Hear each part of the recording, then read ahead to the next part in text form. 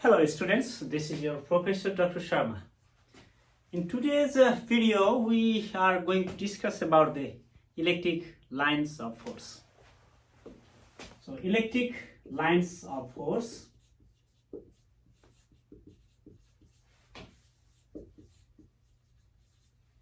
What do you mean by electric lines of force? So this is the idea actually proposed by the Michael Faraday, the genius, one of the genius in physics. I think you have heard the name of Michael Faraday. And basically when we talk about the field, electric field, we discussed in the last class, last lecture.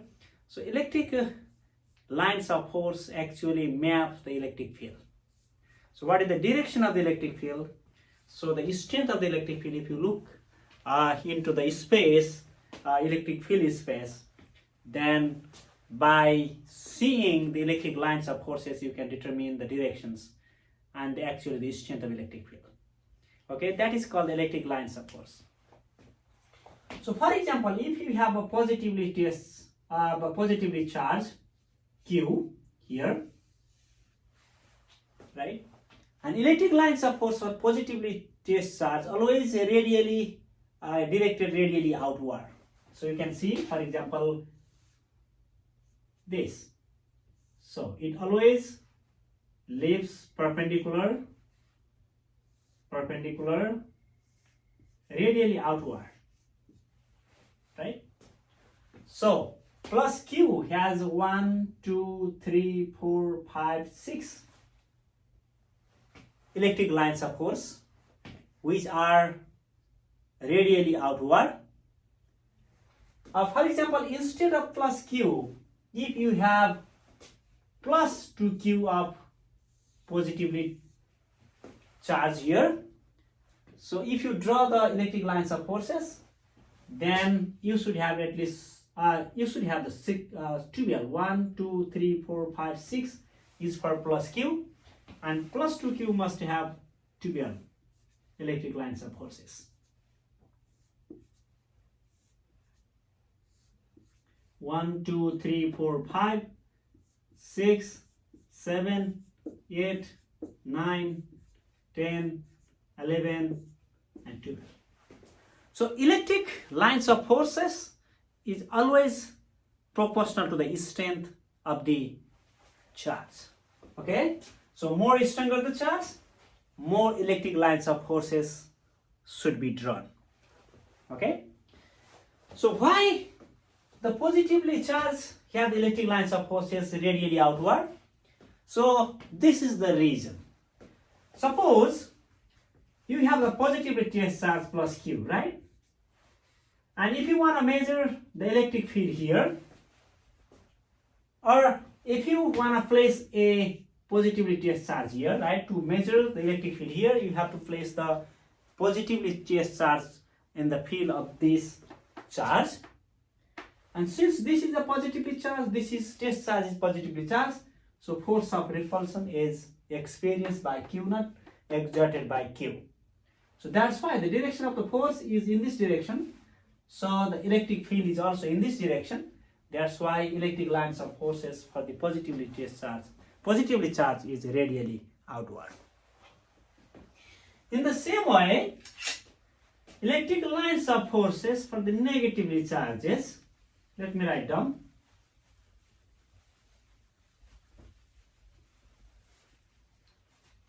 Electric lines of forces for the negatively charged, instead of positive, let's say negative charge.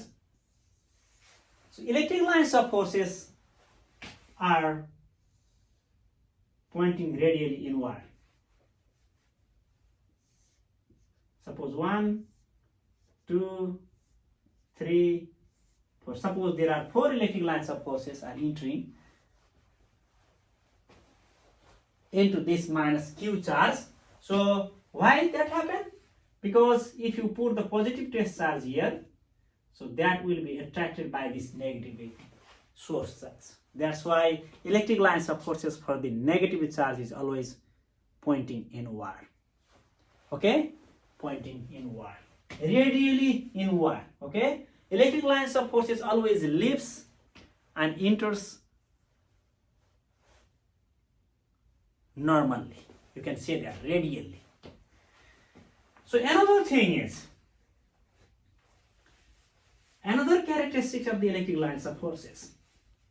So we discussed about the single charge, for example, here. But what happens if you have a more than one charge? For example, like a dipole. You have a positive charge here, plus Q, and you have a negative charge here, minus Q, separated by a certain distance. So the two equal and opposite charges separated by a certain distance, actually they creates the dipole, right? Dipole.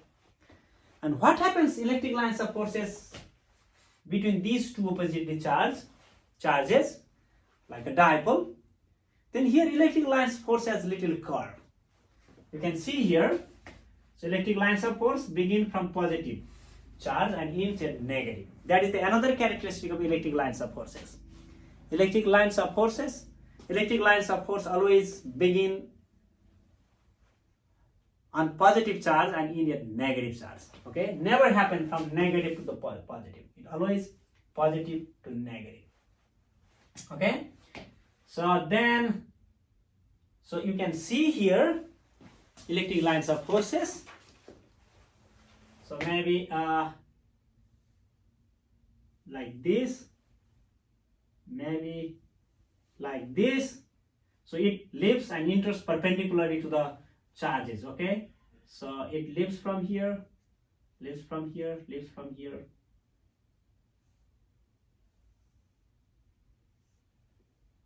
So you can see here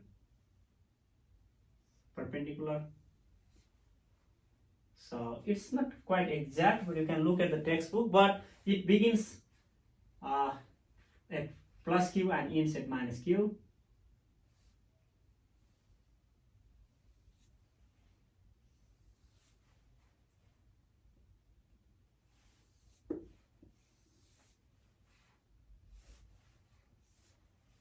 So, but it enters somewhere from here.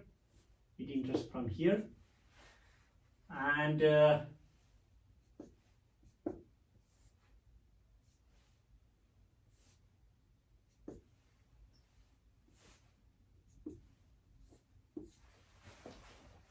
so one important thing you can realize here, number of the electric lines of forces that leaves the plus Q charge here, and number of the electric lines of forces that enters to the minus Q charge, they are equal.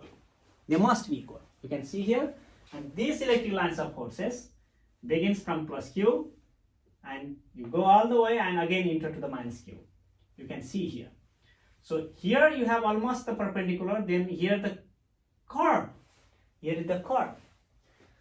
So one important thing you can see here by looking at the electric lines of forces, you can see the more electric lines of forces here in this region. So if you see the electric lines of forces, the spacing between the electric lines of forces, as you go away, right? As you go away, one of the important thing, for example, you have a positive test charge here, and if you look at the electric lines of forces like this, and if you measure electric field in this location, so it remains the equal distance from here to here, here to here, here, equal field. So if you go further, you can see here this region, maybe you can make a circle. If you measure the electric field here and electric field here, electric field here and electric field here, so here and here electric field is the same, but electric field is different here, which is less than this. So here the electric field is smaller than this. So that means if you go further, means the spacing between the electric lines of forces, look at here, this spacing is smaller than this spacing. So greater the spacing between the electric lines of forces means the weaker the electric field. That's how you map the electric field. Okay, not only the directions, also the strength can be measured by you looking at the spacing between the electric lines of forces. You can see here spacing between here to here, here to here, so it should increase. Okay, yeah, actually I draw differently. So here to here, here to here, is spacing electric lines of forces increases, then the electric field is decreases. You can see here, yeah, from here to here to here to here, electric lines the spacing is increasing accordingly. So in this way, the electric field also becomes weaker and weaker. So this is the electric lines of forces for the dipole. But another example we can take, what happens if we have a similar kind of charges separated by a certain distance, then what happens to these electric lines of forces? So here you have plus Q charge, maybe plus Q charge also, they are separated by a certain distance. Then how to draw the electric lines of forces? So here electric lines of forces are, no, they are right this way. So here is the influence also.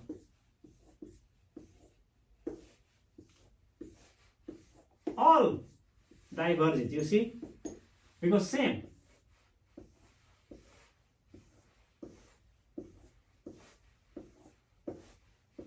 You can see here, instead of plus Q and plus Q, if you have a minus Q and minus Q, all electric lines of forces will enter to the minus, okay, minus charges.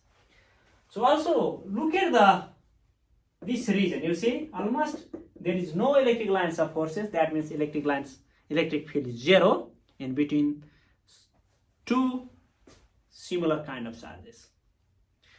So another important characteristics for the electric lines of forces is they never intersect to each other.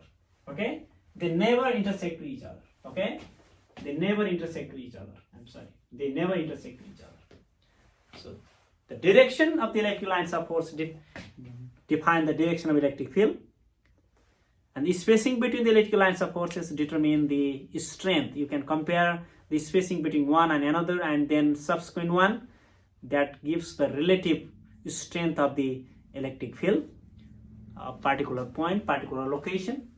And electric lines of forces, number of electric lines of forces, they are leaving the positive charges must be equal to the number of electric charges that enter to the negative charges, right? They never intersect to each other. If they intersect, then there would be the two value of electric field for particular point. For example, if one electric lines of forces here, another electric lines of forces here, they intersect at particular point. That means for a particular point, electric lines, if they intersect, that means for only one point you will have a two values of electric field, which is not possible in reality. That's why they never intersect to each other. So this is very good idea to map the electric field direction and strength. So that's all I wanted to talk about electric field lines of forces. So next topics I'll be discussing about another important topics in electricity and magnetism.